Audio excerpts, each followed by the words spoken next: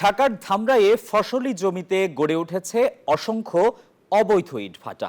এর বিষাক্ত ধোঁয়ায় পরিবেশের যেমন ক্ষতি হচ্ছে, তেমনি নষ্ট হচ্ছে ফসল। কৃষকরা প্রতিবাদ করেন, অভিযোগও জানান, কিন্তু প্রশাসনের কোনো উদ্যোগ নেই। কৃষি কর্মকর্তারা বলছেন, কৃষকদের সঙ্গে কথা বলে পদক্ষেপ নেওয়া হবে। সাভার থেকে নাজমুল হুদার তথ্য এবং ছবিতে ডেস্ক রিপোর্ট।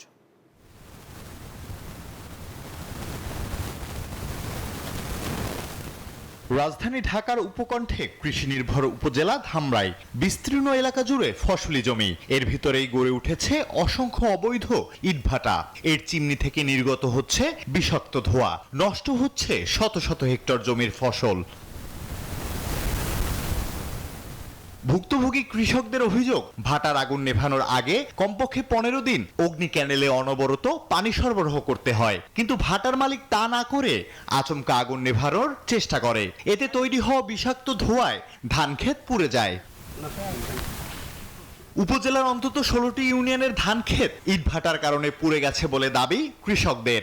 অভিযোগ, প্রতিবাদ করলেও প্রশাসন কোনো ব্যবস্থা নেয়নি। বান্ডেল থাকলে প্রতি সেনমানিতে টাকা বাঁচবে। বিকাশ সেনমানি বান্ডিল কিনে জিতুন প্রতি লেনদেনে। এদিনই কইরে আমরা যে ধান ফলামু, ধান ফলানি গেল, শেষ ফলাইছিও, শেষ করলো খামু, দু এক মন বেচুম, ঋণ পরিশোধ করুম। ঋণ কেমনে আমরা পরিশোধ করুম? কৃষি জমির পাশ দিয়ে করছে ইটের বাটাগুলো দিয়ে এই কৃষি জমিগুলো ধানে এই অবস্থা, বুঝছেন? এই ধানে কি চাল নাই, মানুষ খাবে কি?